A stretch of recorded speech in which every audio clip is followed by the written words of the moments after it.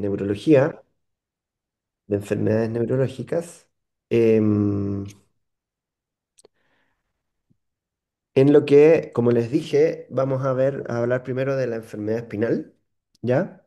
Ahí una de ustedes me había pedido que por favor em, habláramos harto de la neurolocalización, así que vamos a poner énfasis en eso, en la neurolocalización en médula espinal, ¿ya? Eh, y también habíamos conversado de que habláramos o le hiciera una clase de vestibular. Ahí no me fue tan bien, la verdad. No alcancé a preparar algo específico para el diplomado, pero pude medio adaptar una clase que tenía de vestibular general y con algunas particularidades en el gato, así que yo creo que también podemos conversar de eso, ¿ya? Además que si vamos tan rápido como la vez anterior, probablemente terminemos más temprano y alcancemos a ver bien todos los contenidos, ¿ya? Ok, entonces vamos a partir con las mielopatías en el gato, que, digamos, para los neurólogos son harto más desafiantes que las mielopatías en el perro porque en general la signología espinal en el gato es mucho menos conspicua, es mucho menos notoria, ¿ya? Si siempre el origen de la debilidad en cualquier especie puede confundirse o puede ser tanto músculo esquelético como osteoarticular, como neurológico, y eso se puede confundir en el examen. En el gato es más fácil confundirlo todavía. Ya, entonces vamos a ver qué cosas, qué características nos pueden orientar mejor a confirmar o dar con un diagnóstico de una enfermedad espinal y localizarla, por supuesto. Ya, entonces, de lo que vamos a hablar hoy día es de un poco la anatomía y la fisiología de la médula espinal, de cómo es la atención en consulta de un paciente con enfermedad espinal, de cuál es el proceso de neurolocalización y vamos a hablar de los diagnósticos diferenciales más comunes y algunas consideraciones terapéuticas generales, ¿ya? Como no vamos a poder hablar de una enfermedad en específico, no nos vamos a ir tan en el detalle del tratamiento en este caso, ¿ya? Entonces, partiendo por la anatomía y la fisiología de la médula espinal. La médula espinal, como saben ustedes, forma parte del sistema nervioso central, ¿ya? Nosotros tenemos, a ver, discúlpenme, voy a eh, salirme de la presentación para cerrar el WhatsApp del Chrome, eso, y así. Bueno, como les decía, la médula espinal forma parte del sistema nervioso central, ¿ya? Tenemos el sistema nervioso periférico, el sistema nervioso central, y el sistema nervioso central está formado básicamente por encéfalo y médula, ¿ya? La médula espinal es no otra cosa que la proyección del tronco encefálico caudal, ¿ya? Mostrando continuidad uno con otro. Y si vemos de forma bien gruesa la disposición de estructuras en el tronco encefálico, es muy semejante a la médula espinal en el sentido de que en el tronco encefálico se tiende a ser la sustancia gris más central y la sustancia blanca más periférica, a diferencia de lo que ocurre en la corteza cerebral, donde es absolutamente lo contrario. La sustancia gris es periférica y la sustancia blanca es más central, ¿ya? Y la médula espinal cumple funciones en un sentido eh, rostro caudal o cráneo caudal, ya funciones motoras, básicamente, y esas funciones motoras consisten en tres cosas, si lo resumimos. En la información del tono, que es esta contracción muscular permanente que nos permite oponernos a la gravedad, ¿ya? Si no tuviéramos tono, estaríamos todo el rato aplastados, ¿ya? Contra el suelo. Entonces, gracias al tono, que es una función permanente que ejerce el encéfalo sobre los músculos de todo el cuerpo a través de la médula espinal, es que logramos mantener esa posición. También la médula espinal controla o modula activamente la actividad refleja, ¿ya? De aquí viene el concepto de motoneurona superior, que es más un concepto que una estructura, ¿ya?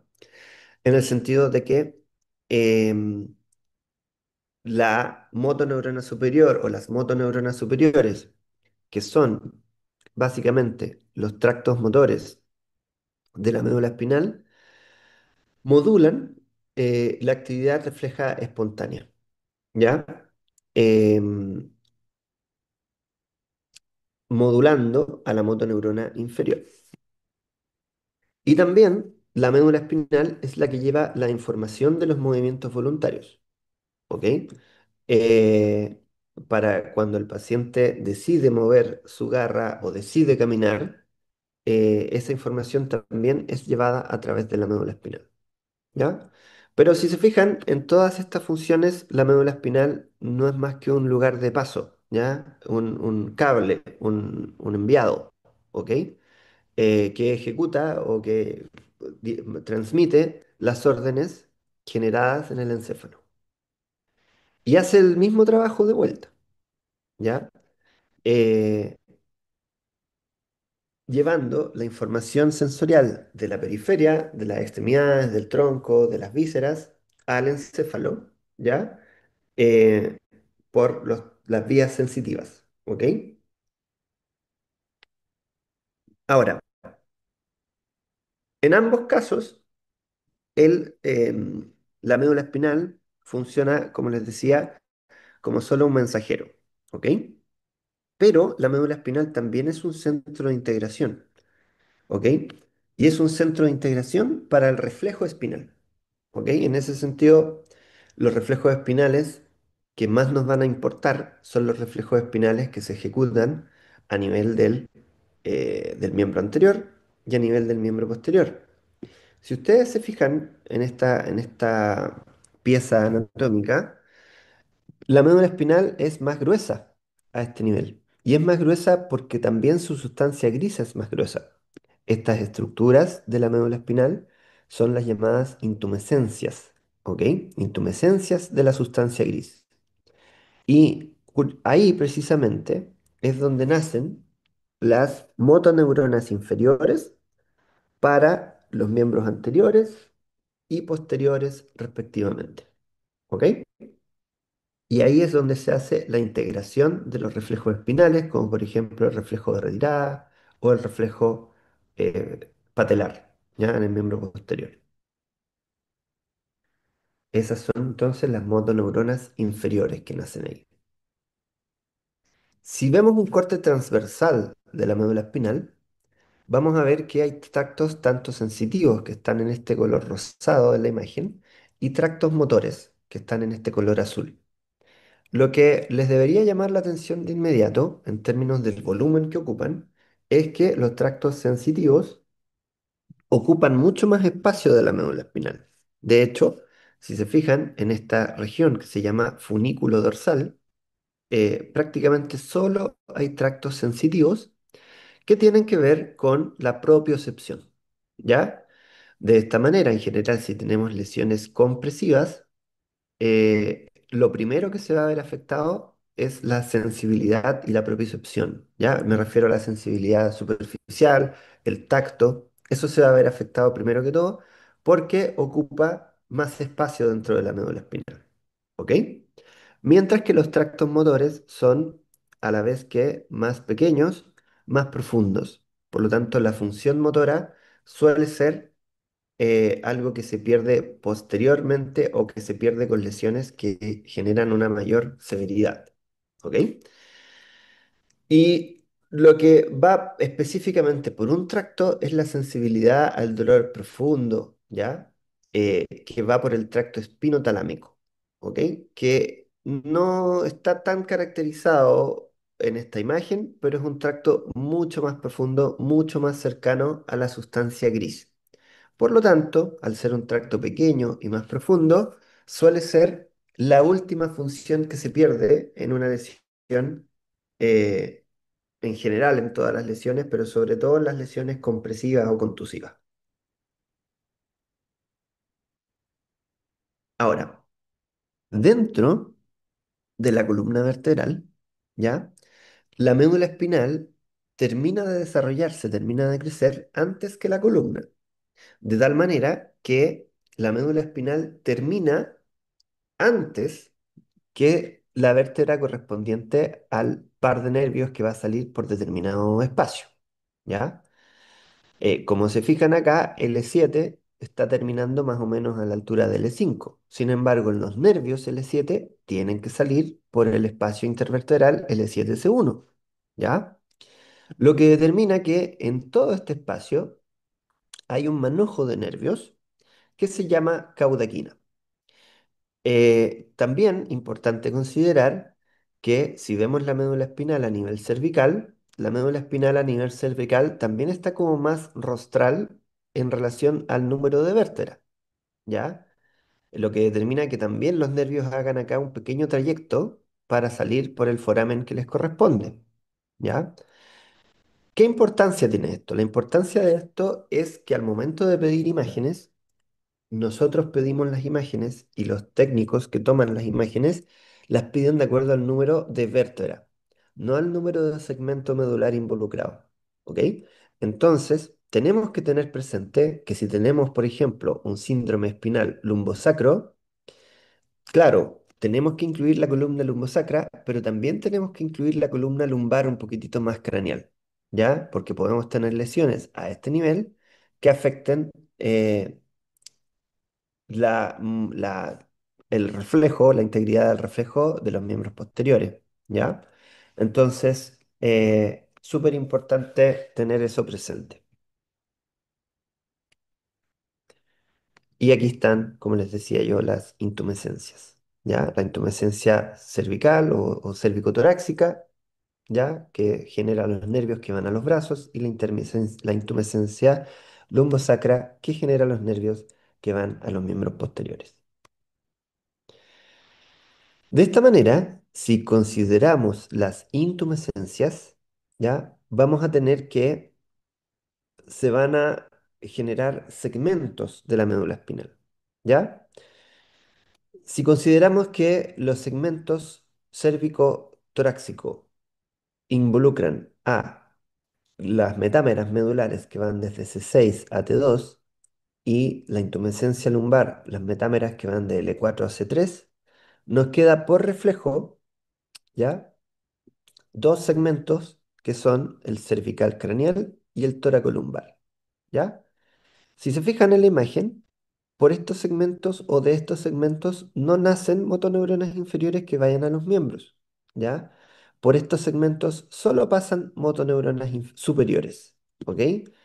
Obviamente, de cada espacio intervertebral sale un par de nervios, pero que en este caso van a inervar la musculatura paravertebral solamente, o sea, no son nervios tan importantes para la movilidad. Y del cuello, nervios que van a inervar principalmente la musculatura cervical, ¿ya? Pero las motoneuronas inferiores que van a los brazos y que van a las piernas nacen de C6-T2 y de L4-S3. ¿Ok?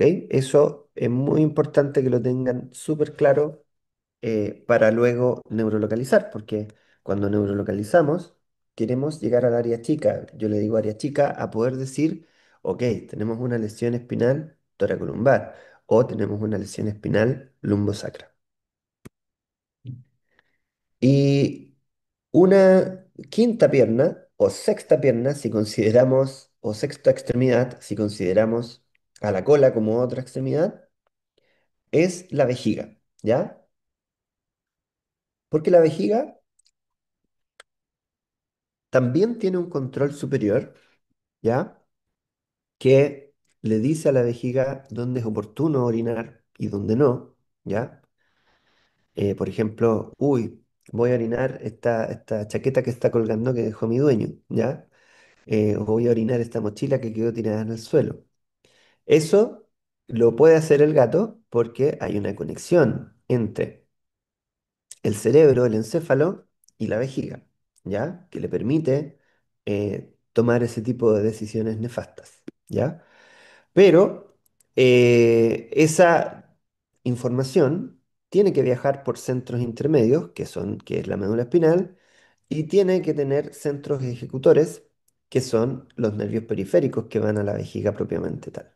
¿Ya? Entonces, ¿cuáles son los nervios periféricos involucrados? Uno muy importante es el nervio pudendo, ¿ya? El nervio pudendo es el que inerva la musculatura estriada del esfínter anal y del esfínter uretral externo, ¿ya? Es lo que permite el control voluntario de la micción, ¿ya? Entonces, el reflejo pudendo, ¿ya? Que media al reflejo perineal, es un reflejo que eh, o es un nervio, perdón, que si está lesionada la intumescencia lumbosacra, no va a funcionar, ¿ya? Y por lo tanto vamos a tener un esfínter anal dilatado y un esfínter uretral también dilatado o relajado, ¿ok? También tenemos al nervio pélvico. El nervio pélvico tiene la característica de ser un nervio autónomo, ¿ya? ¿Y qué es lo que genera el nervio pélvico? El nervio pélvico lo que genera es la contracción de la musculatura lisa vesical, la dilatación del esfínter vesical interno, ¿ya? Y el vaciamiento vesical en el fondo, ¿ok? Mientras que el nervio hipogástrico, que es un nervio que se integra a nivel toracolumbar, ¿ya? Genera la relajación de la musculatura vesical, ¿ya? Y la contracción del esfínter uretral interno, ¿ok? Entonces hay un equilibrio siempre entre la acción del sistema nervioso parasimpático, ¿ok? Que generalmente va a actuar cuando el paciente esté tranquilo, relajado, y la acción del sistema nervioso simpático, que va a hacer que el paciente contenga la orina, ¿ok? Entonces es súper importante entender que la vejiga también tiene su motoneurona superior y su motoneurona inferior, ¿ok? Pero tiene esta complejidad adicional de que hay inervación también autonómica, ¿ya? De tal manera que si el paciente está inconsciente, igual va a seguir orinando si es que tiene la vejiga muy llena, ¿ok? ¿Por qué? Porque ocurre el reflejo detrusor que está regulado o en el que actúan el nervio hipogástrico y el nervio pélvico. Bien, veamos ahora cómo es la consulta de un paciente con enfermedad espinal, qué cosas son las que vemos, ¿ya? Igual que cualquier otra consulta, nos importa mucho la anamnesis remota, ¿ya? Para definir el contexto del paciente, desde cuánto tiempo lo conocen, cómo están su vacunación y su desparasitación, qué es lo que come, con quiénes convive, tanto humanos como no humanos, cómo es mantenido el paciente, ¿ya? Indoor, outdoor, si vive en casa, departamento, si está esterilizado o no esterilizado, ¿ya? Todo eso nos configura, así conocemos al paciente, ¿ya? Y obviamente su estilo de vida y sus antecedentes son re importantes para priorizar los diagnósticos diferenciales en los que estemos pensando.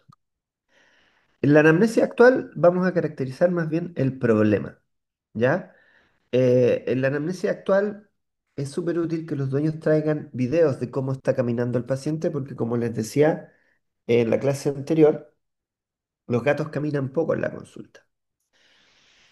¿Qué vamos a definir? Vamos a definir cuál es el problema, pero vamos a definir características muy importantes del problema, que son su inicio, vale decir, si fue un inicio agudo, que la persona puede decir con fecha y hora cuándo empezó el problema, o un inicio insidioso, un problema que se ha ido dando de forma escondida, de forma sigilosa y que de a poco ha ido desarrollándose.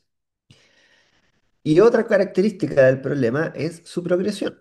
¿Ya? ¿Cómo ha evolucionado esto? Si desde que ocurrió el problema ha mejorado, si ha empeorado, si se manifiesta de forma episódica. ¿Ya? Todo eso es muy importante. También tenemos que tener lo más detallado posible cuál es la medicación que está recibiendo el paciente en términos de los fármacos, su dosis, su frecuencia y la duración del tratamiento. Y siempre apetito, ingesta de agua, micción y defecación, que en el caso del paciente con enfermedad espinal es muy importante, tanto para establecer cómo está el bienestar del paciente en ese sentido, ¿ya? Porque lo que más complica a los dueños de un paciente con enfermedad espinal es eso, ¿ya? Lo que más puede llevar a un dueño a solicitar la eutanasia es que el paciente se esté orinando, se esté defecando sin control, ¿ya? Es algo obviamente muy molesto para muchos tutores. Así que importa mucho averiguar cómo se está resolviendo ese problema. Pero también nos importa saber cómo está funcionando eso para establecer la localización, ¿ya? Y el nivel de severidad, tal por la razón de lo que conversábamos en la diapositiva anterior, ¿ya? No es lo mismo el paciente que, ok, se orina encima, se defeca encima, pero se incomoda cuando lo hace y se arrastra o pide que lo lleven a la caja, que el paciente que se orina y se defeca y no se da cuenta de nada.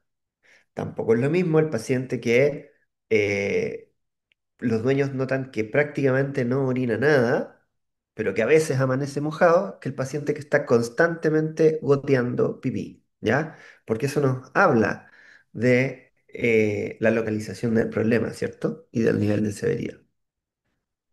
Ahora, si empezamos el examen neurológico, como les decían los gatitos, lo más razonable es partir viendo la postura y dejar la marcha para el final, ¿ya? Entonces, a evaluar postura, reacciones posturales, cabeza, auscultación, palpación abdominal, los reflejos espinales, la sensibilidad y la palpación paravertebral y al final evaluar la marcha porque ahí el paciente lo vamos a dejar en el suelo o lo vamos a soltar y va a correr a esconderse, a meterse a su jaula de vuelta o a meterse debajo de una mesa. Entonces ya va a ser más difícil sacarlo para volver a verlo caminar eh, y probablemente el paciente ya no quiera salir de su caja, así que se metió.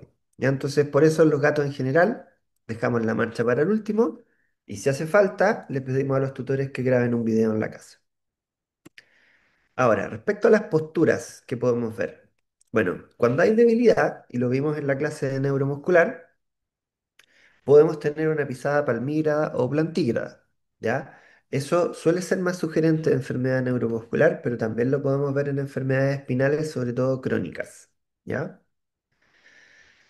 Si la lesión espinal es cervical, también podemos tener ventroflexión cervical. Acuérdense que la ventroflexión cervical ocurría en el gato por cualquier causa de debilidad porque los gatos carecen de ligamento nucal. Entonces, toda la postura de la cabeza depende del tono. Entonces, si el tono se pierde a nivel central o periférico, la cabecita se va a caer, ¿ya? Entonces, también podemos tener ventroflexión cervical en mielopatías cervicales. Y esta es una postura muy inusual para un gato.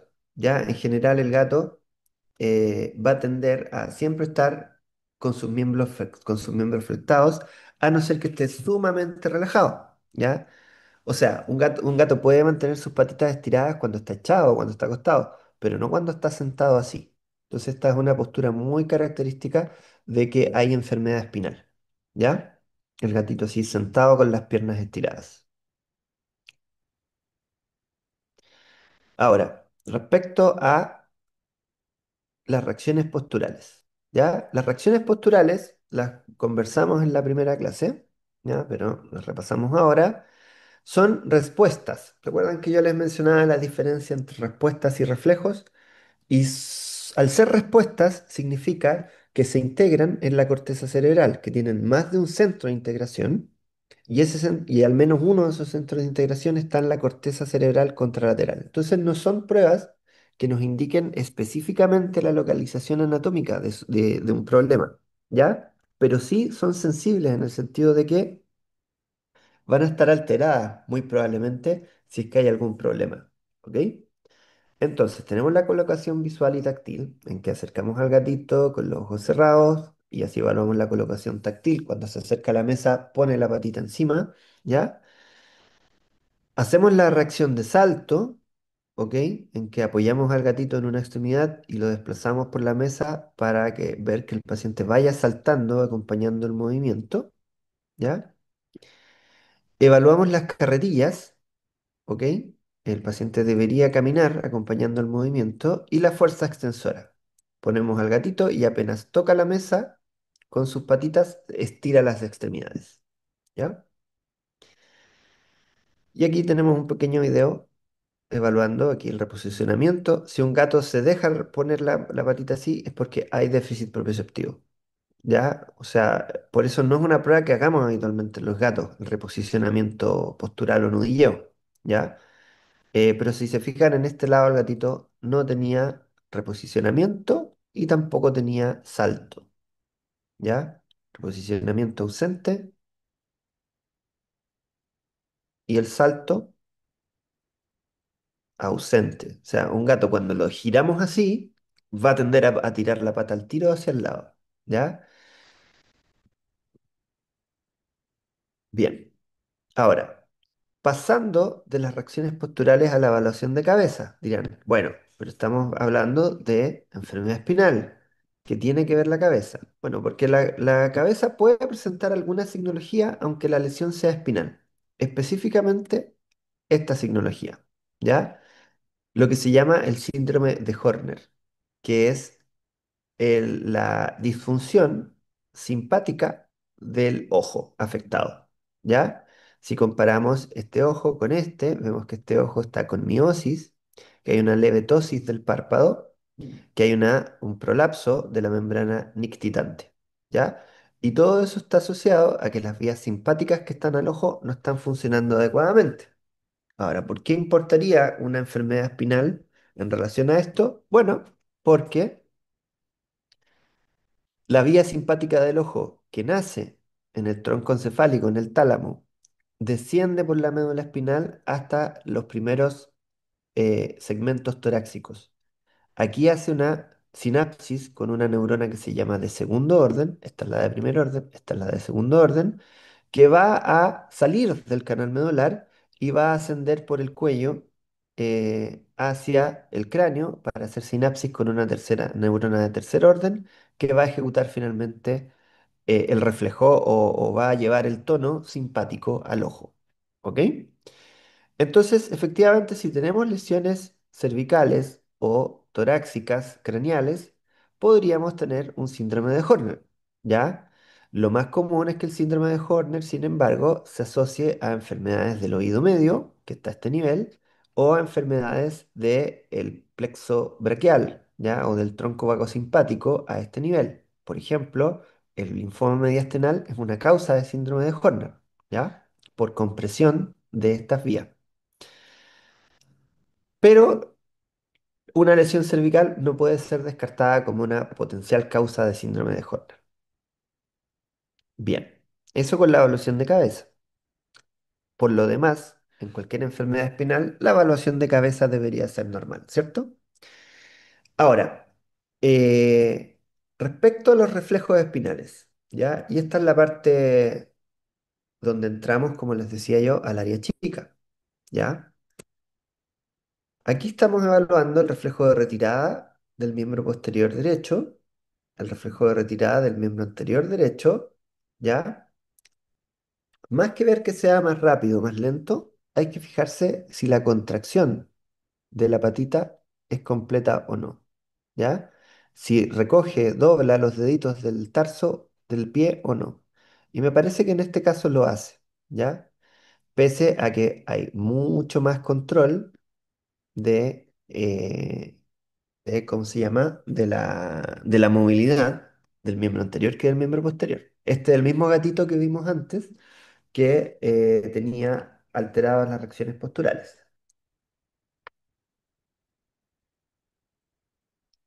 Y aquí en este gatito estamos hablando del reflejo patelar, que está un poquito disminuido, ¿ya?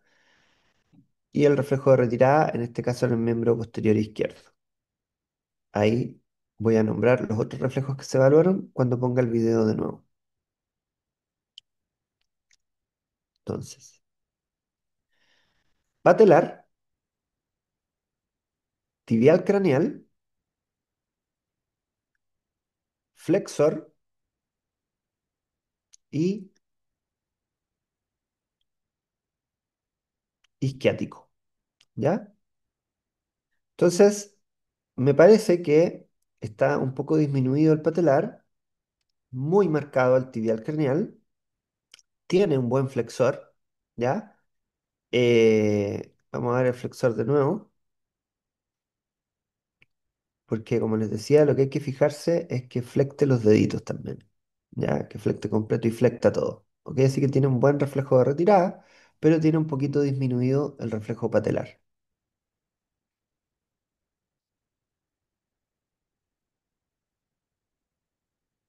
¿ok?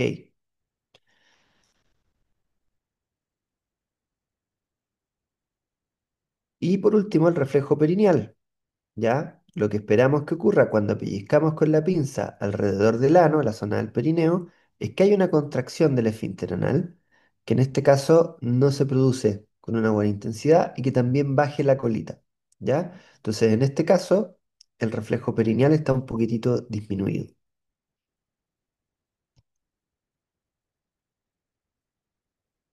Ahora, la palpación y la evaluación de la sensibilidad, ¿ya?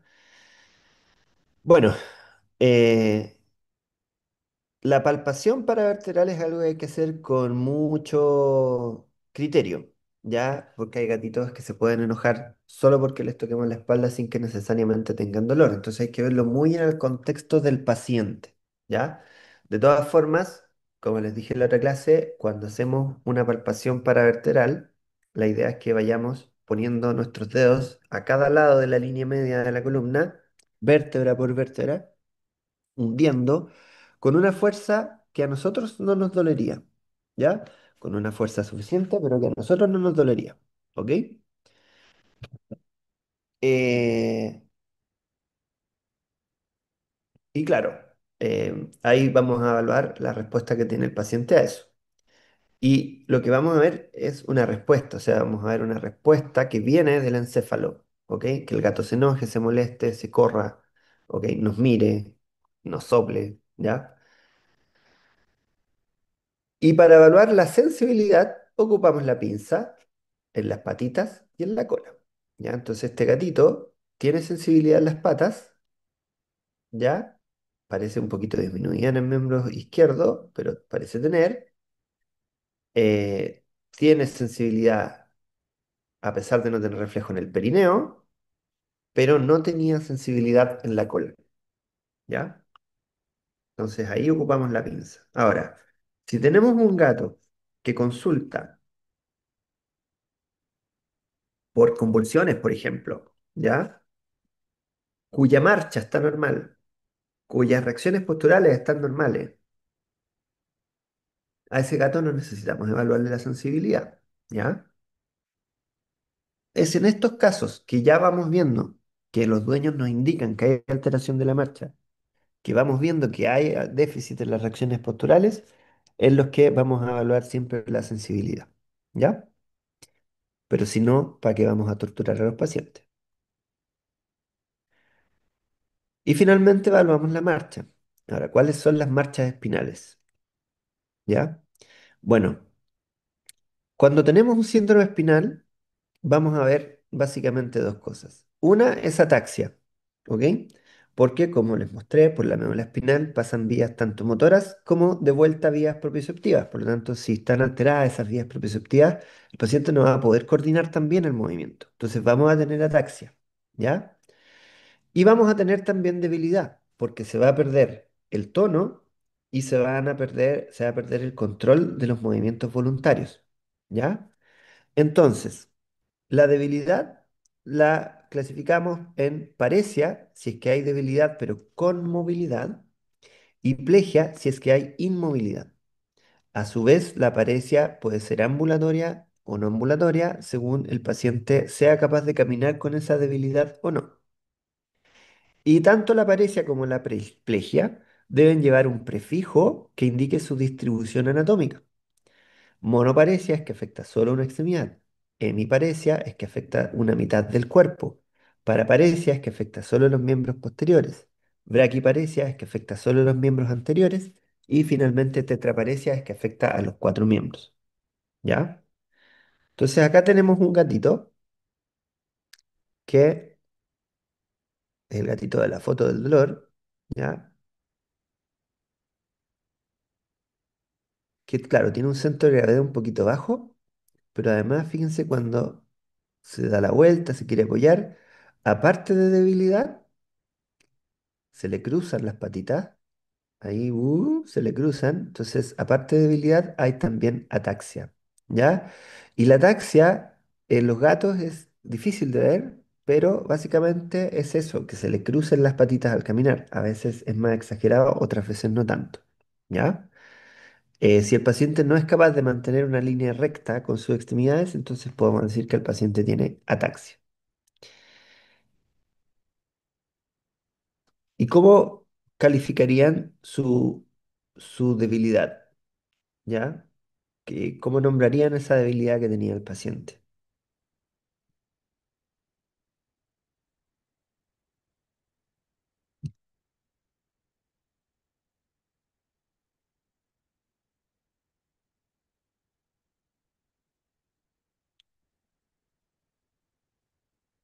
¿Qué sería? ¿Sería una paresia, una plegia? Sería una paraparesia ambulatoria. Exacto, tenía una paraparesia ambulatoria. Para, porque los miembros posteriores, paresia porque es debilidad y ambulatoria porque es capaz de caminar. Excelente. Y este gatito también tiene un centro de gravedad bajo, ¿ya? Se nota que tiene poco tono muscular, pero puede caminar, también es una paraparesia ambulatoria. Pero este gatito, ¿qué es lo que es? Una paraplegia. Una paraplegia, exactamente. ¿Ya? Y la gatita blanca,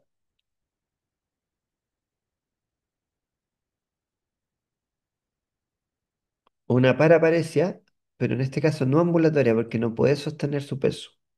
¿Ya? Bien. Ahora, ¿cómo neurolocalizamos? ¿Ya? Lo que me preguntaban ustedes de cómo se puede hacer. ¿Ya? Primero entendiendo que ya obtuvimos todos los datos necesarios. Vimos cómo era la marcha, cómo estaban las reacciones posturales y cómo estaban los reflejos. Con esas tres informaciones tenemos que ser capaces de neurolocalizar, ¿ya? Partiendo de la base de que el problema va a ser dolor, que puede estar o puede no estar, ataxia, que puede estar o puede no estar, y paresia o plegia, que también pueden estar o pueden no estar. Si las tres cosas están juntas y son coherentes, es súper fácil decir que es un síndrome espinal y localizar.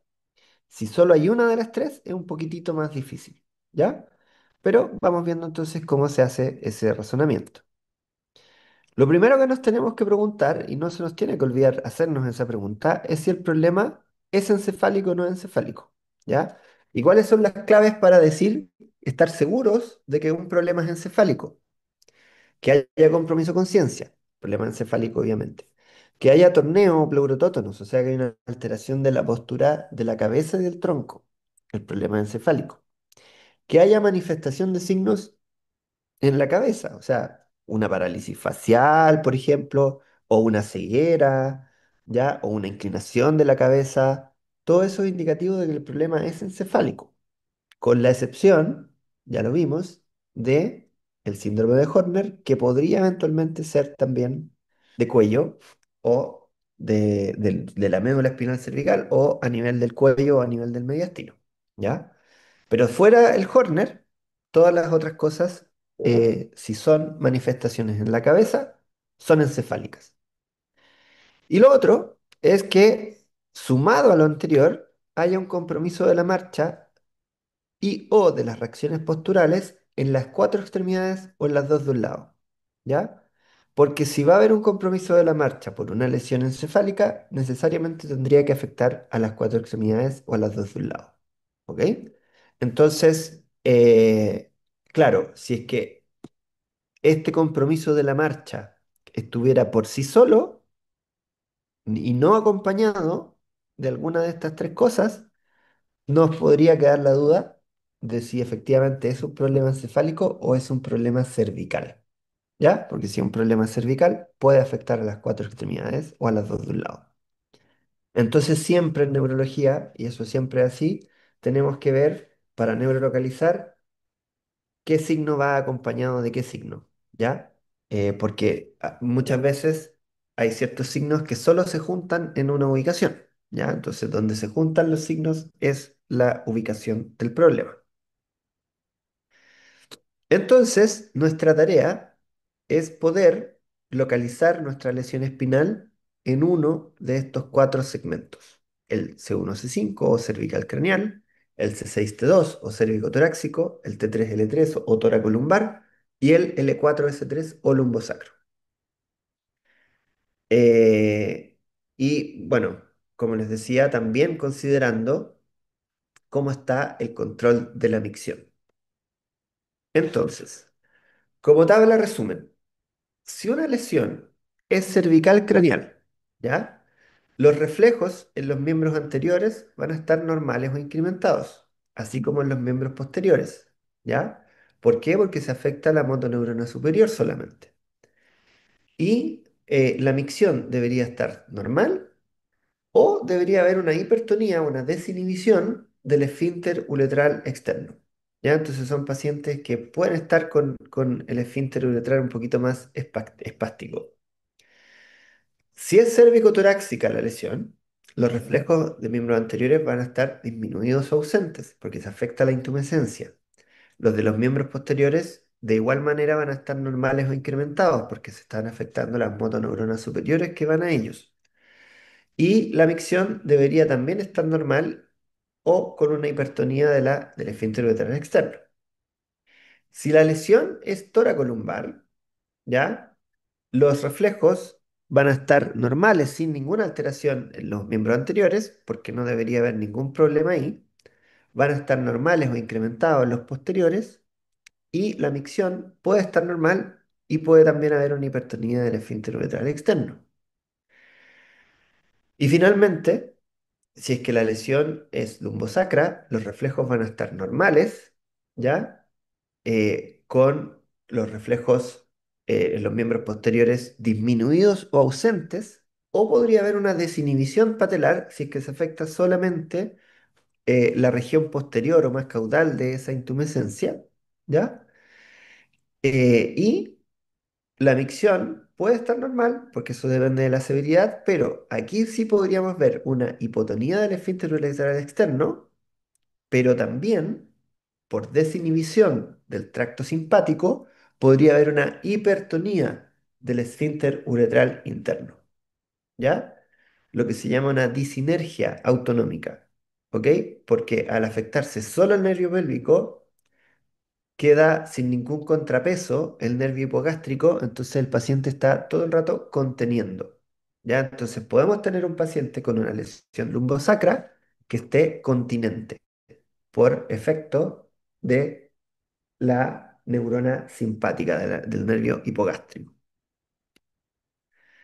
Entonces, como síntesis para neurolocalizar, lo que siempre digo, primero, establecer si el problema es encefálico o no. Si estamos convencidos de que no es encefálico, antes de decir que sea espinal, si se trata solo de debilidad, el problema probablemente sea neuromuscular, ¿ya? Entonces hay que ver si es una neuropatía, una unionopatía o una miopatía.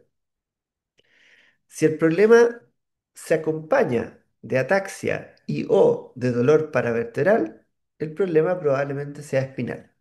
Entonces ahí lo que tenemos que ver es si afecta a las cuatro extremidades o a las dos de un lado. Porque si afecta a las cuatro extremidades o a las dos de un lado, es de T2 para adelante.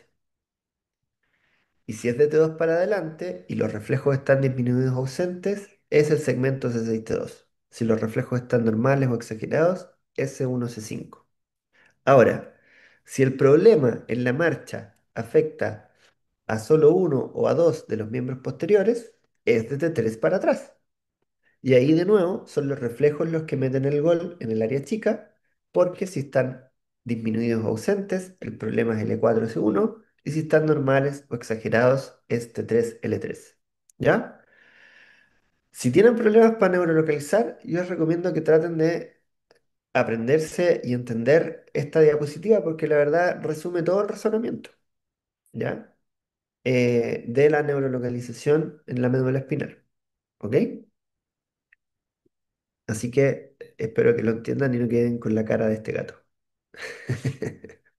que es mi gato, entre paréntesis. Tengo la misión de humillarlo en público constantemente. Bien, ok. ¿Tienen alguna pregunta hasta ahora?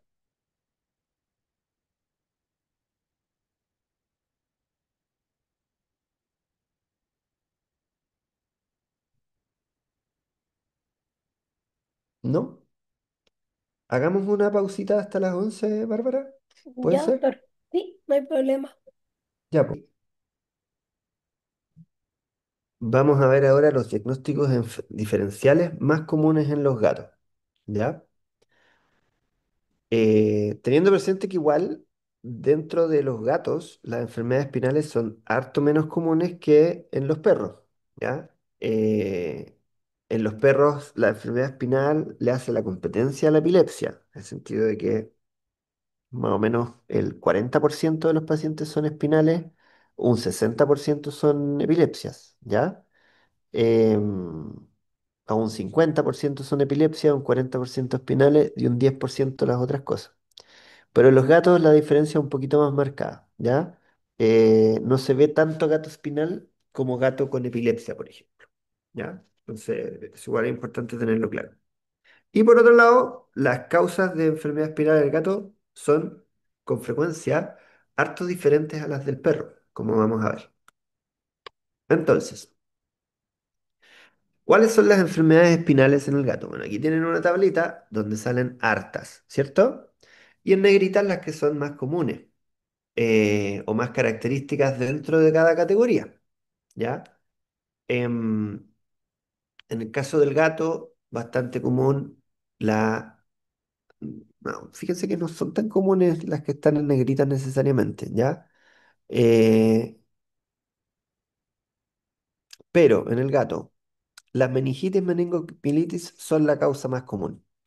Las discospondilitis no son tan comunes.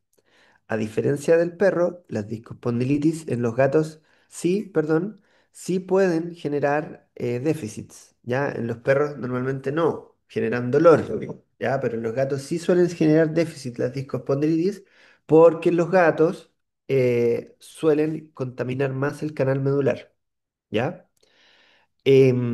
Los traumas son relativamente frecuentes en los gatos. Los divertículos aracnoideos y la siringomiela y en general las anomalías congénitas de columna no son tan comunes en los gatos, ¿ya?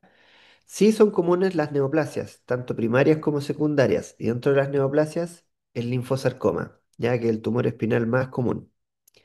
Y también los gatos están expuestos a la enfermedad degenerativa del disco intervertebral, es harto menos frecuente que en los perros, ¿ya? Pero es un diferencial que hay que tomar en cuenta. Ya no tenemos que desecharlo así como así, ¿ok? Sobre todo cuando tenemos un síndrome espinal agudo y en ciertos casos particulares. ¿Ya? Aquí hay un paper viejito, del 2004, imagínense, más de 20 años, pero que es bastante vigente en el sentido de que esta sigue siendo más o menos la distribución de la casuística, ¿ya? La causa más común con un tercio de los pacientes, las inflamatorias e infecciosas, y le siguen de cerca las causas neoplásicas. El trauma es el tercer lugar, y ya luego tenemos las anomalías congénitas, las enfermedades vasculares y finalmente las degenerativas dentro de las que se incluye en este caso las enfermedades de disco intervertebral. ¿Ya? Pero esa es más o menos la distribución que tenemos. Ahora, eso en general, en cada paciente en particular vamos a tener cosas que son más o menos probables que otras. ¿Ya? Y es por eso que aquí es tan importante, como en cualquier otra situación, el utilizar la regla de la mano. ¿Ya? Aquí hay un trabajo que es bastante bueno, ¿ya? Pese a que solo se hizo con 200 gatitos, pero si se hiciera con más, tanto mejor, que es una recopilación de los diagnósticos diferenciales, ¿ya? De los diagnósticos obtenidos en distintos gatos ¿Y cuál es la información clínica de la consulta más útil para establecer el diagnóstico diferencial más probable? ¿Ya? Y vamos a ver qué es lo que dice, ¿ya? Y qué es lo que dice también en base a la experiencia que tengo, ¿ya? Y que tenemos. Bueno, el PIF sería la causa inflamatoria más común de síndrome espinal, ¿ya? Y lo que sabemos es que el PIF van a estar principalmente expuestos los pacientes jóvenes, en promedio 14 meses, o sea, tampoco gatitos necesariamente, y que tengan antecedentes como venir de un hogar multigatos, el hacinamiento, ¿ya? Déficit inmunitario, etcétera. ¿Ok? La presentación clínica, en términos de la neurolocalización, más común es multifocal y suele acompañarse el síndrome espinal de signos craneanos también, ¿ya? O sea que hay además un tremor de intención, ataxia cerebelosa o incluso convulsiones, ¿ok? La forma más asociada de presentación a signos neurológicos, entre otros los espinales, es en la presentación seca del PIF o la piogranulomatosis, que es crónica o subaguda, ¿ya? O sea, no necesariamente es algo que se va a desarrollar tan lento. Igual el paciente en menos de 2 semanas, ¿ya? Puede desarrollar una signología espinal clara, ¿ya? O sea, no hace falta que pasen varios meses, en pocas semanas, sin ser algo súper agudo. O sea, no es que de un día para otro vaya a quedar pléjico el gato, pero sí en el curso de 2 semanas puede pasar de estar parésico a estar pléjico, ¿ya? Y es un cuadro que de no tratarse siempre va a empeorar, ¿ya? O al menos no va a mejorar. O sea, si es que se logra mantener a raya con el tratamiento convencional, el PIF, ¿ya? Seco, probablemente la signología no mejore, o sea, el gato no vuelva a caminar, ¿ya?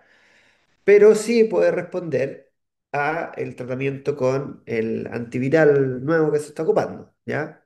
Ahora, normalmente, full disclosure, yo generalmente si llego a diagnosticar PIF en un gato con síndrome espinal, lo derivo a medicina interna felina que se manejan mucho más con el tratamiento. De hecho, lo más común es que estos pacientes sean pacientes siendo tratados por medicina interna felina que me derivan a mí para dar mi opinión puntual de la localización y de cuál es el diagnóstico más probable, pero que después retoman su tratamiento sistémico con él o la internista, ¿ya? Y habitualmente el PIF, y en eso se parece al distemper del perro, es un cuadro que va a cursar con signos sistémicos extraneurales en el fondo, ¿ya?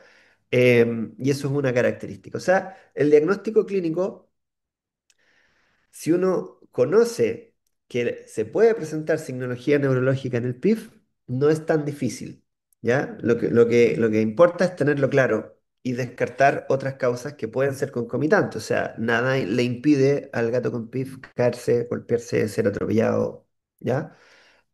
Así como nada le impide al gato con PIF tener un linfoma, por ejemplo, ¿ya? Sería el colmo de la mala suerte, pero es algo posible. La segunda causa más común son los tumores, ¿ya? Y dentro de los tumores, el más frecuente es el linfosarcoma. Todos los otros tumores no tienen una gran frecuencia, salvo el osteosarcoma, ¿ya? Que es un tumor del hueso, como intuirán, ¿ya? Los tumores propios del sistema nervioso, como son los gliomas y los meningiomas, no son tan frecuentes, ¿ya? Y lo mismo todos los otros tipos de tumor que pueden afectar a la médula espinal, ¿ya? Pese a que este paper también es viejito, sigue siendo algo bastante vigente. O sea, el linfosarcoma es el tumor más frecuente de la médula espinal. Y en su conjunto, los tumores son la segunda causa más común de síndrome espinal. Ahora, ¿qué características tienen? Pueden ser gatos jóvenes o viejos, tienen una distribución bimodal, pese a que el promedio de edad es de más o menos a 20 meses, o sea, pero es un promedio que se construye con una distribución bimodal, o sea, gatos más bien viejos y gatos más bien jóvenes, pudiendo haber gatos entre medio, ¿ya? La mayoría de estos gatos son positivos a infección por leucemia viral, ¿ya? Y la mayoría de estos gatos tiene compromisos de órganos extraneurales, principalmente el riñón. ¿Ya? Entonces, es un paciente muy característico y es muy triste, ¿ya? El paciente que llega con síndrome espinal, que está súper flaco y que lo palpamos y que tiene un tremendo riñón, ¿ya? Ese gato muy seguramente tiene un linfoma espinal también, además de un linfoma renal, ¿ok? Como decía, y un poco en el mismo sentido, hay anormalidades sistémicas concurrentes, letargia, anorexia, pérdida de peso, etcétera, etcétera. ¿Ya? Pero es un cuadro, dentro de lo poco común, relativamente característico. ¿Ya? La presentación es variable, pero de no mediar tratamiento, siempre va a ser con deterioro. ¿Ya? O sea, puede ser más rápido o más lento, pero siempre va a ser con deterioro. Y los signos pueden ser focales o difusos, pero nunca son multifocales. Ya me refiero a que no vamos a tener un síndrome cervical y toracolumbar, sino que puede ser difuso el dolor o ser solamente un foco. ¿Ya? La disposición de estos tumores es más o menos pareja entre toracolumbar y lumbosacro. Y el resto se va desgranando de a poco, o sea, cervicales, qué sé yo, ya son menos frecuentes, pero pueden pasar. De hecho, el primer linfoma que vi de gato fue un linfoma cervical, ¿ya? El primer linfoma que atendí yo de gato espinal fue un linfoma cervical. Pero la verdad es que sí es verdad que es más frecuente que sean toracolumbares o lumbosacros. Y acá tenemos una tremenda tabla resumen. Esta vale la pena guardársela, ¿ya? Em, que le saquen un pantallazo o algo, porque no tiene sentido que lea todo, pero cosas interesantes. Ya hablamos de las neoplasias. A ver, las neoplasias no linfáticas, como puede ser el osteosarcoma, por ejemplo, sí es más común en gatos viejos, ¿ya? O sea, sobre los 7 años y de promedio 10 años, ¿ya? Las hernias de disco intervertebral, más probable en gatos de raza pura, en edad media, ¿ya? Son agudas y si no se tratan, van a progresar. Son dolorosas, ¿ya? Eh, ¿Qué más? Los traumas, generalmente más comunes en gatos jóvenes. Muchas veces, sobre todo en gatos outdoor, el antecedente del trauma no está claro. ¿Ya? O sea, muchas veces en el gato outdoor el gato llega postrado nomás, po. Entonces hay que tener todas estas variables en consideración, ¿ya? La mayoría de los gatos con trauma no caminan porque los traumas, los gatos son frágiles, son pequeñitos, entonces un trauma puede hacerle bastante daño, la verdad, ¿ya? Ah, en fin, esta tabla la encuentro súper buena, ¿ya? Es un resumen del paper de las características clínicas a considerar, ¿ya? Para que la tengan, ¿ok? Eso. Em, Y respecto a el trauma que no es espinal, pero que afecta igual a la columna, que es el trauma sacrococcigio, ¿ya? Es un trauma relativamente común en el gato, porque muchas veces el gato se escapa del atropello, pero le queda la cola, y el auto le agarra la cola. O se arranca de la casa donde se coló y cierran la ventana o cierran el portón y lo que le queda atrapado es la cola. O sea, la cola es algo que al gato se le suele quedar atrapado. También los perros a veces agarran al gato de la cola y también hay gente bien estúpida que agarra a los gatos de la cola o les tira la cola y puede ocurrir este trauma con frecuencia. ¿Ya? Es un trauma que va a afectar principalmente a la cauda equina. ¿Ya? Y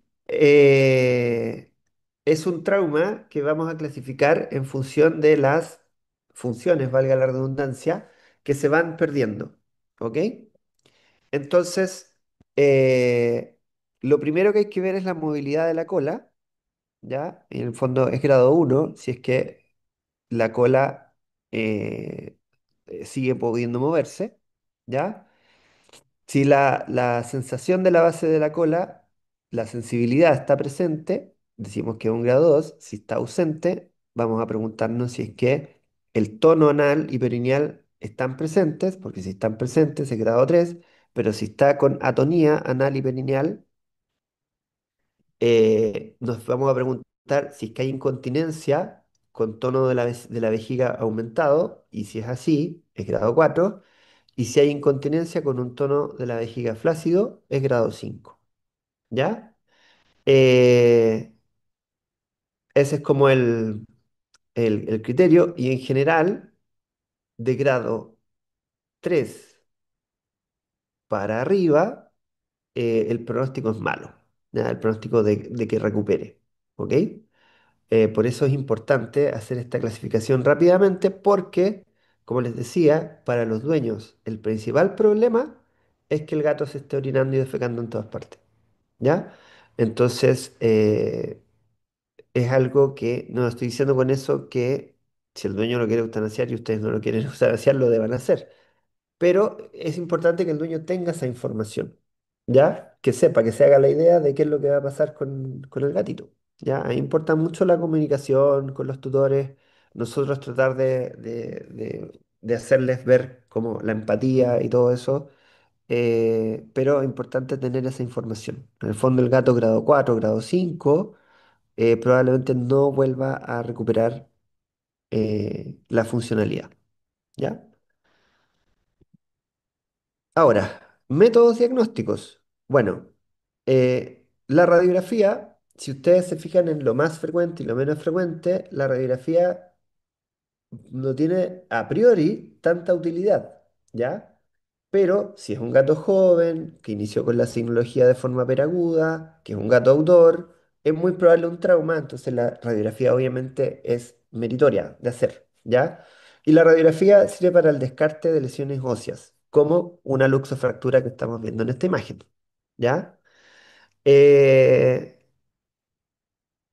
la radiografía simple se puede complementar con, perdón, la radiografía simple, sí, lo dije bien, se puede complementar con mielografía. La mielografía es una radiografía simple en la que se introduce un medio de contraste en el espacio aracnoideo, ¿ya? Ese medio de contraste va a dibujar el contorno de la médula espinal, ¿ya? Ya que el espacio aracnoideo está sobre la pía madre. Ya el espacio subaracnoideo está sobre la pía madre y la pía madre está completamente adherida a la médula. Entonces, es un espacio que obviamente dibuja el contorno de la médula espinal y podemos ver, por ejemplo, este patrón epidural a este nivel, ya con una disminución del contraste, de la visualización del contraste. Entonces, obviamente acá hay una lesión compresiva y como podemos tomar más de una vista en la radiografía, podemos ver también su lateralidad. ¿Ya? Este procedimiento tiene desventajas y limitaciones en relación a las técnicas de imágenes avanzadas, ¿ya? La limitación obviamente es el 2D, ¿ya? Espérenme un segundito. Eh,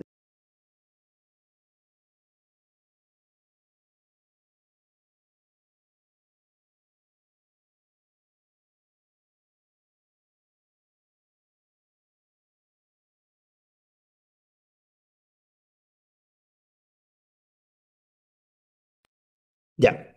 Como les decía, la limitación de la mielografía es que es una imagen en 2D, por lo tanto no podemos ver cortes tomográficos, ¿ya? La otra limitación es que involucra hacer esta inyección, ¿ya? Lo que lo hace un procedimiento un poquitito más complejo, ¿ok? Esa inyección tiene la posibilidad de caer no en el espacio aracnoideo, sino que en el espacio epidural y por lo tanto no servirnos tanto el estudio o no servirnos nada el estudio. Y la punción tiene algunos riesgos, ¿ya? Por lo menos en perros se describe el riesgo de convulsiones asociado a la introducción del medio de contraste.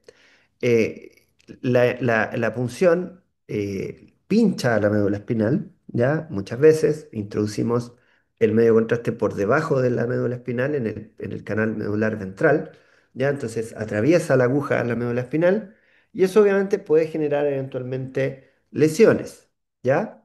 No es que lo haga con mucha frecuencia, pero es una complicación. Y por último, si es que hay mucho edema medular, el contraste puede sencillamente no notarse. Entonces, en vez de ver un patrón epidural en que vemos este levantamiento de la señal, podemos no ver nada en un segmento amplio, ¿ya?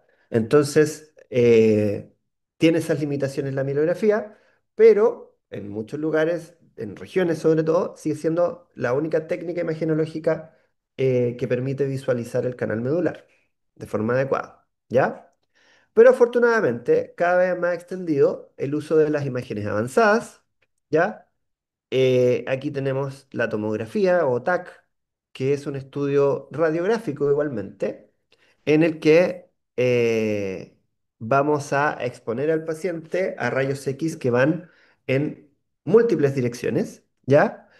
Y lo que hace el equipo es reconstruir esas imágenes radiográficas y hacer hacer planos o cortes, ¿ya? Em, el TAC es insuperable para el detalle del tejido óseo, pero no es tan bueno para visualizar tejidos blandos, ¿ya? Entonces, si el disco no está degenerado, si la médula espinal no se va a ver tan bien tampoco. Y el TAC se puede como optimizar o potenciar poniendo medio contraste haciendo lo que se llama un mieloTAC, ¿ya? Ahora, el TAC es un examen que está disponible en hartas ciudades hoy en día de Chile, es un examen que está disponible en hartas clínicas de Chile, ¿ya? De Santiago también, y es un examen que es comparativamente rápido en relación a la resonancia, ¿ya? Y acá tenemos una imagen de TAC en ventana de hueso, una imagen de encéfalo obviamente, pero donde se puede ver el detalle óseo, ¿ok? Entonces fracturas, tumores óseos, lesiones óseas, las podemos ver muy bien en una tomografía, ¿ya? Entonces pensando en un trauma, por ejemplo, súper buena idea hacer un TAC.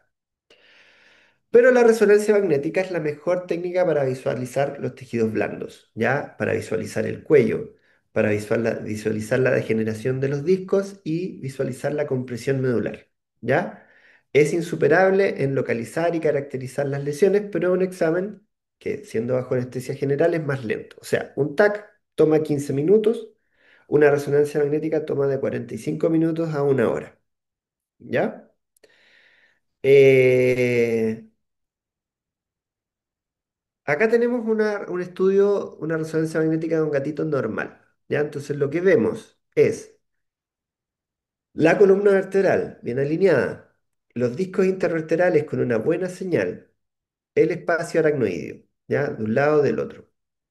Ahora, acá vemos un aumento de señal, ¿ya? En el parénquima medular y ese aumento de señal se corresponde con este tejido hiperintenso en secuencia T2 que está comprimiendo lateralmente por la izquierda a la médula espinal. ¿Ok? Y ese tejido hiperintenso, en secuencia T1 precontraste, se ve isointenso y capta contraste en la secuencia T1 postcontraste. ¿Ya?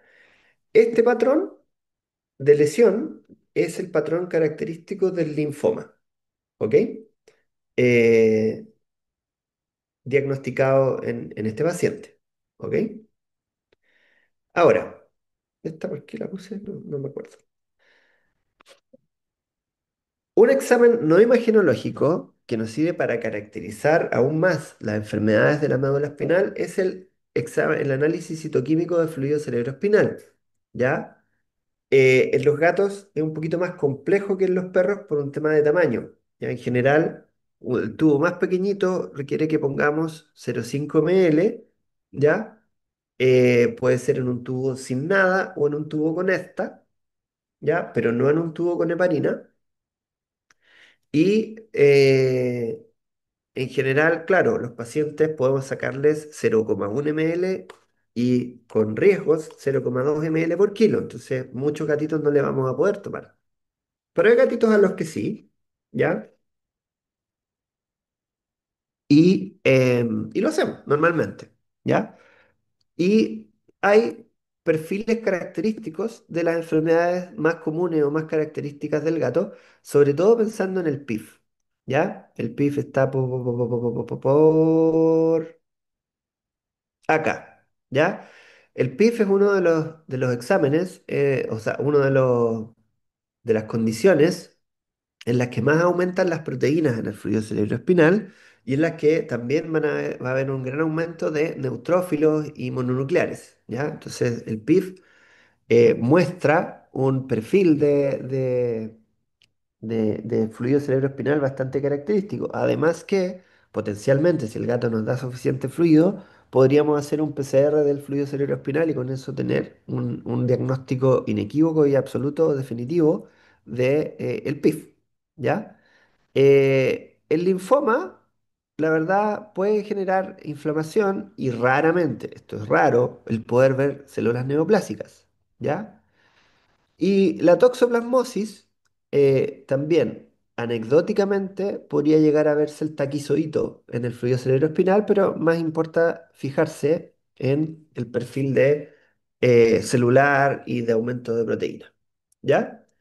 Entonces, lo que sí podemos hacer con el toxoplasma es medir los anticuerpos en el fluido, porque si los anticuerpos en el fluido están en mayor proporción en el fluido cerebroespinal que en sangre, podemos asegurar que el paciente está presentando un cuadro neurológico, sea espinal, sea cortical, asociado al toxoplasma. ¿Ya? Bien, ahora. Para el tratamiento de las enfermedades espinales, y obviamente aquí voy a ser súper genérico porque no nos vamos a ir al detalle de cada una por separado, ¿ya? Lo primero es tener claro que los pilares del tratamiento son la farmacoterapia, las cuatro patas de la mesa, el manejo ambiental, ¿ya? La fisioterapia y la acupuntura y la cirugía, ¿ya? Esos son los pilares y los objetivos del tratamiento son primero que todo, manejar el dolor y en segundo lugar, mantener, recuperar o mejorar la movilidad del paciente. ¿Ya? En el sentido de mantener o recuperar es prioritario en relación a mejorarla. ¿Ya? Nos interesa que el gatito pueda ser capaz de desenvolverse para sus necesidades básicas. Eh, y entonces un tercer objetivo sería mejorar la calidad de la marcha. ¿Ya? Am, eso. Ya, eso les puedo decir que son los objetivos. Ahora, en términos de fármacos, principalmente para las distintas causas, pensemos sobre todo en un trauma, el tratamiento va a ser antiinflamatorio y analgésico. Al fármaco que más recurrimos como AINES es al meloxicam. Analgésicos ocupamos pregabalina, gabapentina, tramadol, metabizol. Podemos ocupar amantadina también, ¿ya? Para el toxoplasma ocupamos clindamicina, principalmente doxiciclina, si es que es necesario para complementar la clinda y eventualmente sulfas, ¿ya? Eventualmente. Si es que vemos resistencia a la clinda, a la doxi y estamos súper convencidos de que es toxoplasma. Terapia inmunomoduladora con corticoides, en el caso de las meningomielitis no bacterianas y en el caso del linfoma también, a priori. Pero si diagnosticamos linfoma, ahí de nuevo yo llego al diagnóstico de linfoma y en general ahí derivo a oncólogo, ¿ya? A oncología. Y ahí que se haga el protocolo quimioterápico más pertinente, ¿ok? Y uno como neurólogo va controlando la recuperación de la funcionalidad principalmente, ¿ya? La fisioterapia, respecto a lo ambiental, que no le hice diapo específica. Quizás es menos claro el manejo ambiental para el gatito con la movilidad alterada que para el perro. Porque el perro, claro, el perro se saca a pasear, ¿ya? Pero lo que es válido para el perro también es válido para el gato en el sentido del reposo, ¿ya? En el sentido de evitar saltos y caídas, lo que para el gato es complejo, pero tenemos que tener incorporado el tema de rampas, sobre todo en una mielopatía crónica, ¿ya? Las superficies suelen no ser tan dañinas para el gato porque es más livianito que para el perro, pero eventualmente sí podemos llegar a ver heridas por laceración, por arrastre. ¿Ya? Entonces lo ideal es que la superficie sea una superficie no abrasiva, o sea, lo ideal, goma eva, por ejemplo, si es que el gatito está arrastrando sus patitas de atrás. ¿Ya? Ah, y respecto a la terapia física, bueno, la terapia física tiene las mismas indicaciones, tiene las mismas herramientas que en el caso del perro, pero obviamente todo se tiene que adaptar al gato en términos de su comportamiento, ¿ya? Para el gato no es tan cómodo de pronto estos salones de fisioterapia, tipo fisioterapia humana, donde hay muchos gatos, perros, ruido y cosas. ya, al gatito obviamente le conviene mucho más que se haga la fisioterapia en su domicilio, en su casa, ¿ok? Pero los objetivos de la fisioterapia son similares a los de cualquier otra especie, incluyéndonos. O sea, mantener rango articular, mejorar musculatura, mejorar funcionalidad en general, ¿ya? Luego, ¿cuándo una condición es quirúrgica o no quirúrgica? ¿Ya? Bueno, en términos de las fracturas, hay que considerar este tema de si la fractura es estable o inestable, ¿ya? Y hay dos formas de determinar eso. Una manera es viendo la línea de fractura, porque si la línea de fractura compromete más de un tercio del alto de la vértebra, esa fractura se considera inestable, ¿ya? Lo estoy simplificando un poco porque son en verdad tres segmentos concretos, específicos, que no son necesariamente del mismo tamaño, pero para que se entienda y hacerlo simple, les digo un tercio, ¿ya? Si compromete más de un tercio del alto de la vértebra, es una fractura inestable. Pero aunque no sea una fractura que comprometa un tercio de la vértebra, pero que comprometa estructuras clave como los procesos articulares o como el disco intervertebral o la lámina terminal, se considera una fractura inestable igual, ¿ya? Y las fracturas inestables se deben estabilizar quirúrgicamente, porque si no se hace, se pueden desplazar y al desplazarse empeorar la signología neurológica, ¿ya? Si un gato lo atropellaron hace 2 semanas, tiene una fractura inestable y no se operó y está bien, es porque ha tenido suerte. Si sigue teniendo suerte y lo vemos después de un mes, 2 meses, probablemente ahí ya se formó callo óseo. ¿Ya? Entonces ahí no tiene tanto sentido pensar en cirugía. ¿Ok? Pero es algo que hay que tener en consideración. Respecto a lesiones compresivas, ¿ya? Si son focales, eso inclina más la balanza a operar a ese paciente que a no operarlo. ¿Ya? Por ejemplo, pensando en una hernia o en una masa. Si es una masa muy focal que está comprimiendo mucho, es, digamos, un paciente candidato a operarse. Obviamente depende del alcance de esa masa y también de ser súper claro en que si es un tumor, probablemente ese tumor no se saque con bordes libres y vuelva a crecer, ¿ya? Pero probablemente sea un periodo inicial en que el paciente va a recuperar bastante bienestar, po, que va a poder caminar de nuevo, que va a estar sin dolor. Pero eso toda vez que sea una lesión focal, ¿ya? Y que sea lo suficientemente compresiva, porque si es una lesión que no aprieta mucho, probablemente operando no vamos a sacar gran cosa. El otro criterio para definir que una lesión sea o no sea quirúrgica es la evolución y pronóstico que ha tenido el paciente, ¿ya? O sea, la evolución que ha tenido y el pronóstico que tenga la condición. O sea, podríamos tener un linfoma focal, pero si el gato tiene un tremendo linfoma renal, pensar en cirugía obviamente no es algo que tengamos que tomar en cuenta o que vayamos a considerar, ¿ya? Eh, y finalmente la respuesta al tratamiento médico, ¿ok? A veces el tratamiento médico resuelve el problema sin efectos colaterales tan nocivos, ¿ya? Entonces, también es otro criterio y puede ser como decir, ok, veamos cómo responde el tratamiento médico y si no hay una respuesta satisfactoria, considerar el tratamiento quirúrgico, sobre todo en condiciones de dolor, ¿ya? Porque un paciente lo podemos tener sin caminar potencialmente, pero no lo podemos tener adolorido, ¿cierto? Entonces, si no respondió con un manejo farmacológico y es una condición operable, lo indicado es operarlo o eutanasiarlo, si es que tiene mucho dolor, ¿ya? ¿Cuáles son las complicaciones que solemos tener con los pacientes postrados? La principal, por lejos, las infecciones urinarias, ¿ya?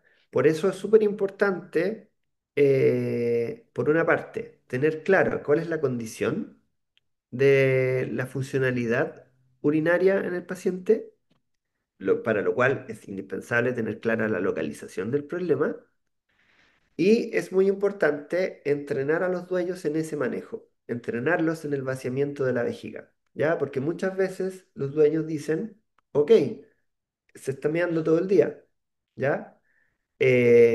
Pero se puede estar meando todo el día, efectivamente, porque tiene una vejiga flácida, que el gato se mueve y se sale pipí, que es un mal escenario, pero es mejor escenario que se esté haciendo pipí todo el día, porque la vejiga está tan pletórica que constantemente está haciendo un pequeño reflejo detrusor que bota una pequeña cantidad de orina, pero nunca completamente. Entonces tiene una vejiga completamente distendida y tensa. ¿Ya? Y ese es un peor escenario. Entonces, los tutores tienen que ser capaces de palpar la vejiga y de ayudar a su gatito a vaciar cuando no es posible para él solo, porque las infecciones urinarias son la complicación más común y puede llegar a ser una complicación grande, ¿ya? Al punto de generar sepsis e incluso fallecimiento, ¿ya? Las lesiones de apoyo son otra complicación, entonces es importante tener en consideración la superficie en la que va a estar el gatito arrastrándose, si es que es el caso, ¿ya? Y puede ser que una condición sea recuperable con tiempo, con fisioterapia, pero si eso no se hizo, a veces la atrofia de la musculatura hace que los tendones se acorten y ya no sea posible volver a estirarlos, ¿ya? Entonces los pacientes quedan en una postura rígida, por ejemplo, y aunque recuperen la sensibilidad, por poner un ejemplo, ya esa patita no se va a poder mover porque está completamente anquilosada, ¿ya? Entonces, de ahí también la importancia de la fisioterapia, y si no fisioterapia, que se puede hacer de manera formal con un especialista, que nosotros nos preocupemos de la movilidad de esas articulaciones, ¿ya? Y que le demos al dueño la indicación de mantener móviles las articulaciones, de masajear la musculatura, de estimular la movilidad pellizcando las patitas, por ejemplo, ¿ya? Eso no cuesta nada de hacer. Entonces, en síntesis, eh, la base en el diagnóstico de los síndromes espinales es neurolocalizar. Para el diagnóstico nos apoyamos principalmente en la afiliación, en el curso y en la ausencia o presencia de dolor. Y las enfermedades inflamatorias y el linfoma son los diagnósticos más comunes, ¿ya? La confirmación de la mayoría de estos diagnósticos se basa en las imágenes y en términos del tratamiento, en el fondo, como les decía, es una mesa de cuatro patas que incluye a lo farmacológico, al manejo ambiental, la fisioterapia y o la acupuntura también y la cirugía. ¿Ok? Eso. ¿Alguna pregunta?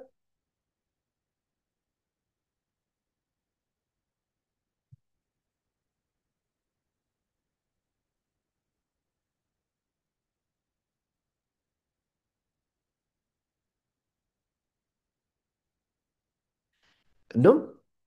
Bien. Hagamos un último break de 10 minutos, Bárbara, Ya, y doctor. pasamos a la colita que queda.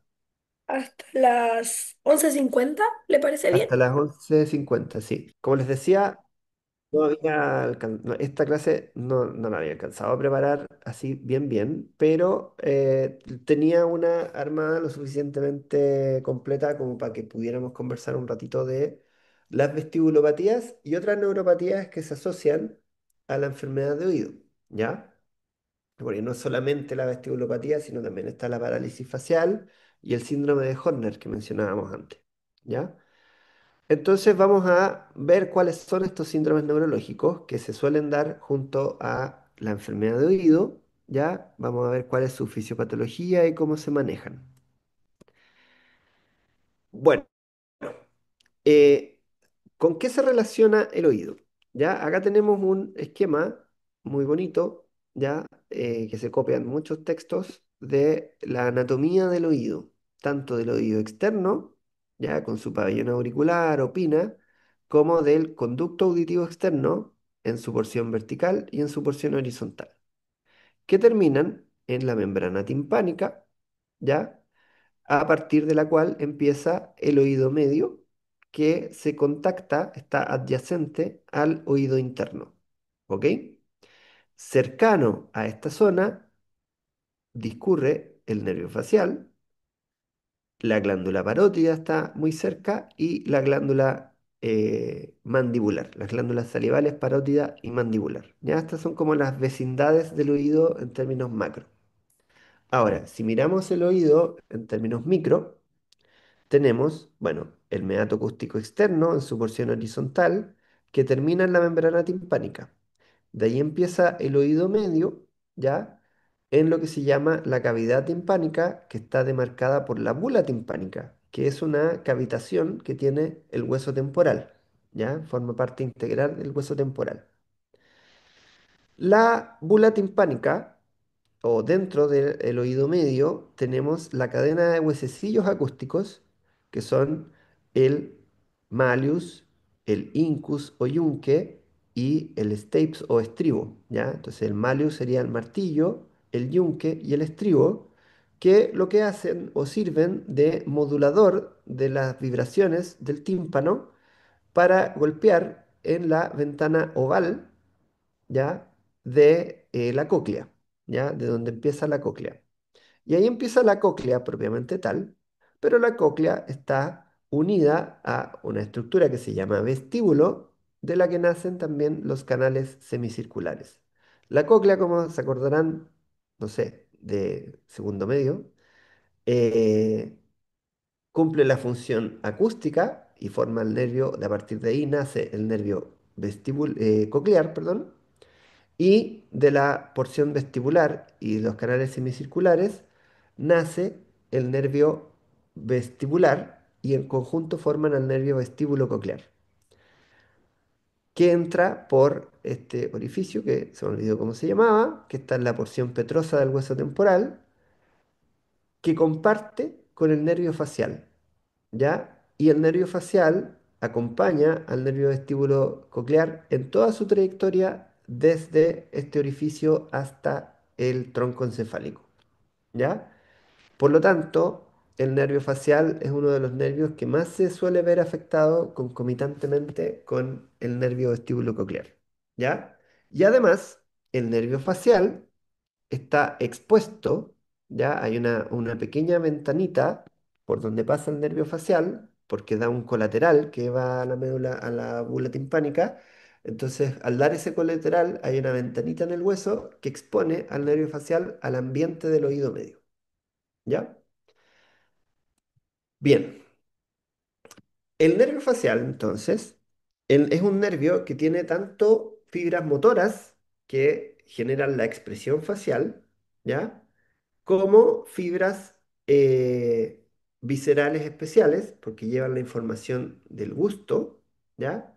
Como fibras viscerales eferentes que inervan las glándulas salivales, o sea, el nervio facial tiene funciones autonómicas y también tiene aferencias somáticas porque da la sensibilidad de la porción cóncava del pabellón auricular, ¿ok?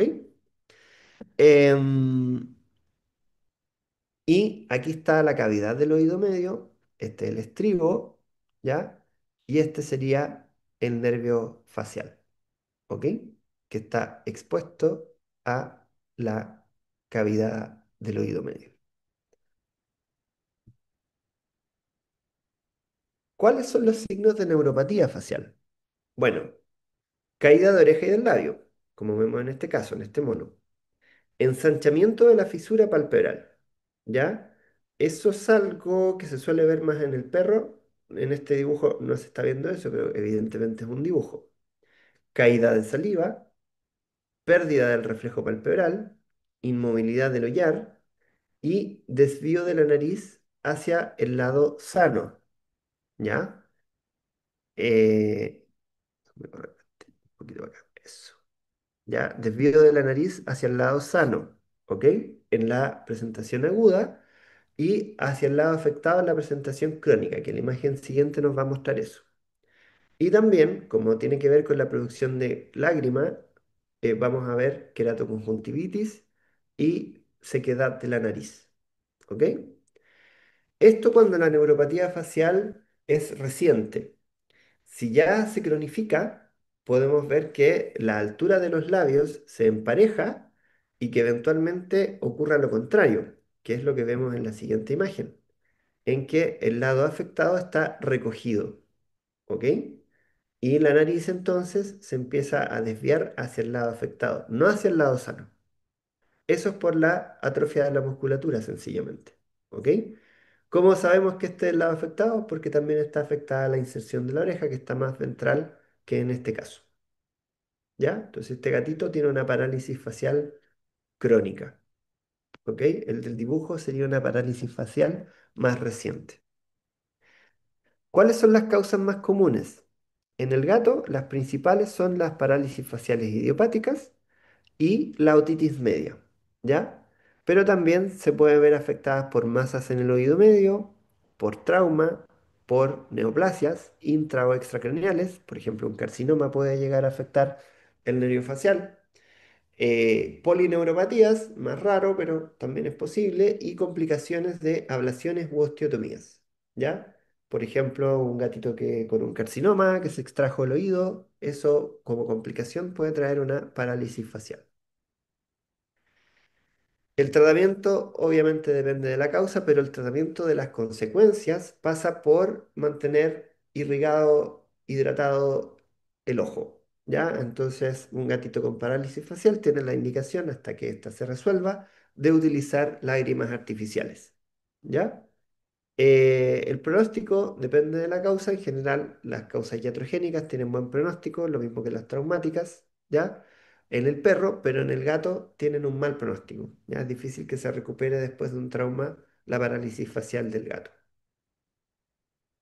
Con la otitis media, la cosa puede andar un poquito mejor, depende de cuánto daño hizo la otitis. Entonces, es solamente cosa de tiempo. La otra estructura asociada al oído, ¿ya? Y que se puede dar en conjunto con un síndrome vestibular es el síndrome de Horner, que afecta al tracto simpático ocular, que como vimos en la imagen anterior, consta de tres neuronas, una de primer orden que va del tálamo hasta la médula espinal cervicotorácica, una de segundo orden que nace de la médula espinal cervicotorácica y se dirige hacia rostral, hacia el ganglio cervical craneal, que está detrás del oído medio. El axón pasa a través de la cavidad de la bula timpánica, por lo tanto, cualquier lesión a este nivel puede afectar la vía simpática del ojo y llega finalmente al ojo donde da el tono simpático y permite la dilatación de la pupila frente a la oscuridad. La oscuridad es percibida por el tálamo y el tálamo da la orden para que la pupila se dilate frente a la oscuridad o frente al estrés, frente a la alarma, frente a una presa, frente al churu, ¿ya? Se va a dilatar la pupila por esta vía, ¿ok? Eh, entonces, esto da el tono de los músculos orbitarios, lo que protruye el ojo hacia afuera, y de los párpados, que también van a estar más levantados. ¿Ok? Por lo tanto, junto con la miosis, vamos a ver también caída o tosis del párpado superior y proyección hacia craneal por retracción del globo ocular de la membrana nictitante, lo que se llama el síndrome de Horner, cuya signología consiste en, como decía, miosis, tosis del tercer párpado por pérdida del tono de músculo de Miller y enoftalmia. ¿Ya? La neurolocalización del síndrome de Horner, como les he dicho, depende de qué otro signo lo acompaña. Si el problema es de primer orden, no es algo común de ver porque para tener afectado la vía simpática del ojo por una lesión de la neurona de primer orden, tiene que ser súper grave, entonces probablemente pase piola el síndrome de Horner, ¿ya? Pero tendría que verse acompañado de esa signología como más encefálica central, compromiso de conciencia, déficit de las reacciones posturales, ¿ya? Si el problema es de la neurona de segundo orden, esto se puede acompañar de signos de médula espinal cervicotorácica, de signos de lesión del plexo braquial. De hecho, la abulsión del plexo braquial suele acompañarse de síndrome de Horner y de disnea sincrónica. Por ejemplo, en el caso del linfoma mediastinal, un tórax poco compresible que se acompaña de síndrome de Horner es altamente sugerente de un linfoma, ¿ya? Y la de tercer orden puede verse afectada o, digamos, los signos que pueden acompañar, generalmente en las otitis, signos vestibulares y signos faciales acompañando. Si vemos las tres cosas juntas, sabemos que el problema está ahí en el oído medio. Si no hay signos acompañantes, una forma funcional elegante, dirían los viejos, de demostrar dónde está el problema es utilizando fenilefrina, que es un colirio que se puede mandar a preparar a recetario magistral, que por ejemplo los oftalmólogos pueden tener siempre, porque ellos van a ver harto síndrome de Horner cuando es aislado, ¿ya? Eh, la pupila que está denervada, con poquita concentración, o sea, al 1%, va a responder rápidamente, porque los músculos denervados están ávidos por juntarse con el neurotransmisor y sobreexpresan sus receptores. Entonces, si es que está denervado el músculo, o sea, está afectada la de tercer orden, seguramente la dilatación de la pupila con estas gotitas de fenilefrina va a ser bastante rápido, antes de los 20 minutos. ¿Ya? Causas del síndrome de Horner más comunes: enfermedades del oído medio, lesiones retrobulbares, enfermedades del seno cavernoso, ¿ya? El seno cavernoso es una estructura, te las puedo mostrar en una resonancia más ratito, eh, donde pueden ocurrir tumores en los gatos, ¿ya? Pero también pueden ocurrir abscesos en los gatos, ¿ya? Porque tienen el seno esfenoidal que no tienen los perros, donde puede haber sinusitis también. Entonces, eso puede afectar al seno cavernoso y generar este problema, que generalmente se va a asociar un síndrome de Horner más un síndrome trigeminal. Entonces, esa es una forma de saber que ahí está el problema, en el seno cavernoso. Eh, Puede ser idiopático también, muchas veces lo es, y también puede ser iatrogénico. Por ejemplo, yo vi un caso de un gatito que se tomó una muestra de sangre yugular y quedó con Hodgkin porque pincharon el nervio, la vía simpática del ojo de la neurona del segundo orden. Ahora, el vestibular.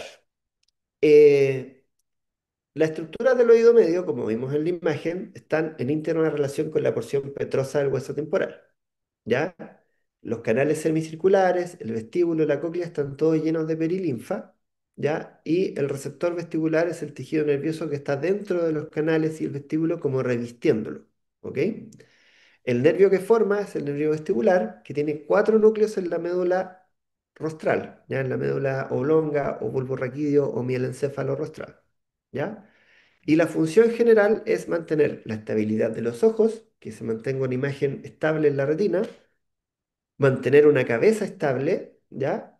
Y mantener una buena posición del cuerpo en relación a la gravedad, ¿ya? Entonces, lo que hace el sistema vestibular cuando se estimula, cuando se inclina la cabeza hacia un lado, es evitar que nos caigamos para ese lado, estirando, haciendo que se estiren las extremidades de ese lado y haciendo que el ojo tienda a mirar hacia donde se iba cayendo para mantener una imagen estable, para mantener una referencia, ¿ya? Entonces, lo que hay que entender es que el sistema eh, vestibular, ¿ya? Funciona siempre por equilibrio o por contrapeso, ¿ya? En el fondo, los signos que vamos a ver cuando hay una disfunción vestibular son signos que está produciendo el lado bueno compensando la ausencia del lado malo, ¿ya? No sé si me explico. En el fondo, lo que percibe el cerebro cuando está lesionado una parte del sistema vestibular de un lado es que se está cayendo para el otro. ¿Ok? Entonces lo que va a hacer el otro es compensar esa caída falsa y lo que va a hacer es que la cabeza se incline hacia el lado lesionado porque no quiere caerse, que se estiren los miembros del lado no lesionado para no caerse porque está percibiendo que se está cayendo para el lado bueno y que el ojo tienda a quedarse en un movimiento lento hacia el lado donde está lesionado porque, repito, lo que está percibiendo el paciente es que se está cayendo hacia el lado que sigue funcionando. ¿Ya? Entonces, eh, ¿cómo funciona en la normalidad? Los canales semicirculares se estimulan, eso es llevado por el nervio vestibular hacia sus núcleos en el encéfalo, ¿ya? Lo que activa a núcleos del nervio abducen, del lado contrario, ¿ya? Y del nervio abducen del lado contrario y del nervio oculomotor del mismo lado, ¿ya? Para estimular respectivamente al recto lateral y al recto medial de ese ojo para que se mueva lentamente hacia el lado donde va desde donde se va cayendo, ¿ya? Y también esto va por el fascículo longitudinal medial, que asciende por el mielencéfalo hasta llegar al mesencéfalo.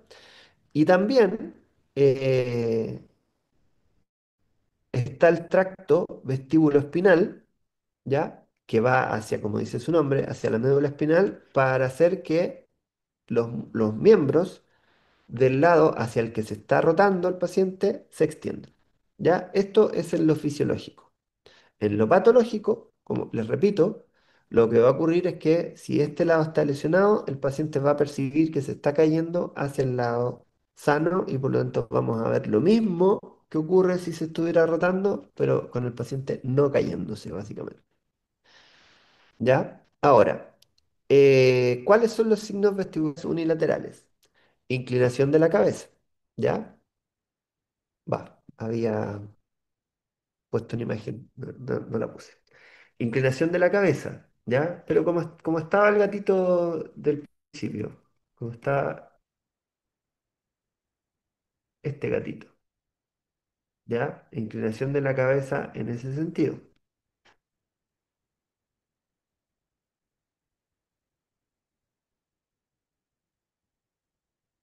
Vamos a ver, eh,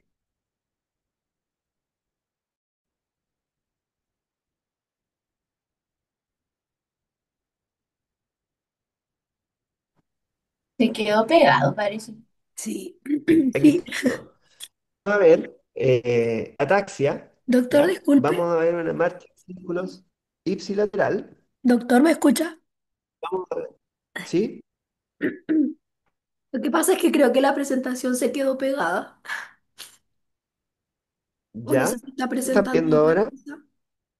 Yo estoy viendo la diapositiva de tractos fasciculares, de fascículos y vestibulares. Y ahora recién se está cambiando. Ah, ya. Parece que lo cambié muy rápido. El internet está muy lento. Ya. ¿Pero están viendo una hora que dice signos vestibulares unilaterales? Sí, ahora sí. Ahora sí, ya. Entonces, cuando es una afección de un lado solamente, va a haber inclinación de la cabeza hacia ese lado, va a haber ataxia, va a haber una marcha en círculos ipsilateral, o sea, hacia el lado lesionado, va a haber un nistagmo espontáneo, no según el movimiento, y o posicional, según cómo lo pongamos, con una fase lenta hacia el lado de la lesión y una fase rápida contralateral a la lesión. Y va a haber estrabismo posicional.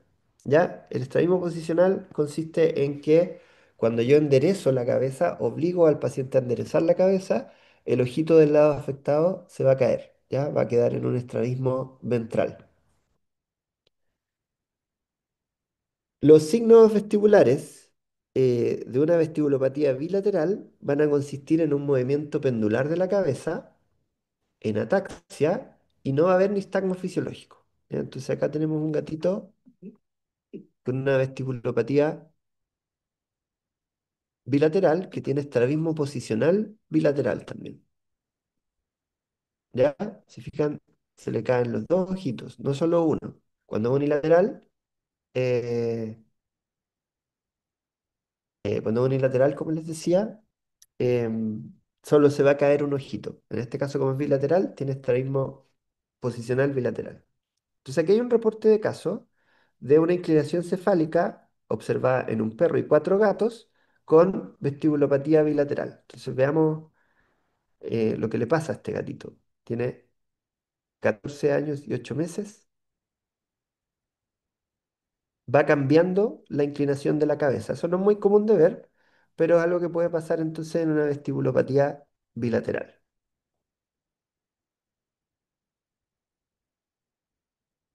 Aquí tenemos otro caso de una inclinación cefálica que va modificándose. Ahí la tiene hacia la derecha y después la cambia hacia la izquierda. Derecha, y cuando se gira para allá, izquierda.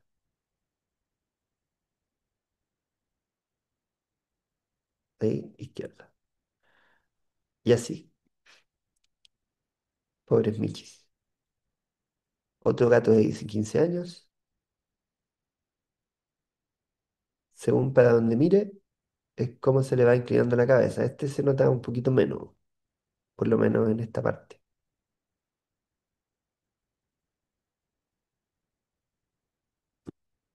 Qué mareados que deben estar. Pobre, no quieren ni caminar.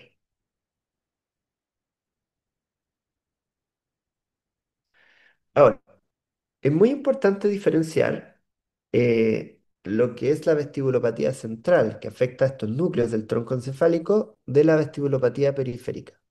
Las claves para decir que la vestibulopatía central son que haya compromiso de conciencia, que haya una hemiparesia ipsilateral, que haya déficits ipsilaterales en las reacciones posturales y la menos importante es que el nistagmo sea vertical o variable, ¿ya? Pero lo más importante, como para decir, ah, sí, esto es central, es que haya compromiso de conciencia, hemiparesia ipsilateral o déficit ipsilaterales en las reacciones posturales, ¿ya? ¿Cuáles son las causas más comunes de síndrome vestibular en el gato? En el gato la principal es la otitis media interna. En el gato también ocurre la vestibulopatía idiopática, ojo, del gato adulto, no del gato senior o senil, como en el perro. En el perro es vestibulopatía idiopática senil, en el gato es idiopática del gato adulto. Pero bueno, ahí se lo voy a decir. En términos de cómo se comporta la vestibulopatía idiopática del gato adulto, es igual que la del perro. O sea, no requiere tratamiento, es súper aguda y se pasa sola, afortunadamente. Pero también se puede dar síndrome vestibular periférico por lesiones ocupantes de espacio, por aminoglucósidos, eh, de forma congénita, y ahí el hipotiroidismo se me quedó pegado del perro porque la verdad no se describe, ustedes saben que no se describe mucho hipotiroidismo en el gato y si hubiera, menos se describe todavía síndrome vestibular por eso, ¿ya? Y los síndromes vestibulares centrales pueden ser por causas centrales típicamente. Vasculares, encefalitis, trauma, metronidazol. Esto es idiosincrático, o sea, una dosis terapéutica de metronidazol podría causar vestibulopatía central. Neoplasias y la deficiencia de tiamina también es una causa de vestibulopatía bilateral. Este es un trabajito nuevo de características de la vestibulopatía idiopática en el perro y en el gato. Este es un diagrama ya de lo que dijeron muchos especialistas y destaca que es periférico, que no se encuentra causa, que es una disfunción, ya, que es peragudo, que es unilateral, ¿ok? Esas son sus características. Y aquí hay una tablita de un paper hermano del que les mostré de médula espinal, de el síndrome vestibular con las principales enfermedades detectadas en estos pacientes y cuáles son sus características clínicas, ¿ya? Eh, la otitis media interna, que les decía es la causa principal, el síndrome vestibular idiopático, ¿ya? Y otras causas que ya son menos comunes. ¿Ok? De vestibulopatía en particular. Así que eso, para que también le saquen un pantallacito a esta tabla, que también está re buena. Eso, no tengo más nada. Como no me preguntan, pasé muy rápido. Pero bueno, también es cierto que hay poquitas conectadas. Así que, bien, pues, espero que les hayan servido estas clases, que hayan podido repasar la neurología. Cualquier duda la pueden canalizar, idealmente a través de Bárbara, ¿ya? Em, y nos separamos para irnos a almorzar nomás. Ya, doctor, muchas gracias. De Em, nada. no sé si me va a compartir estas presentaciones Sí, puedo o algún compartirla. Los paper. PDFs. Ya, súper. Ya, muchas ¿Ya? gracias. Se las voy a pedir entonces. Ok.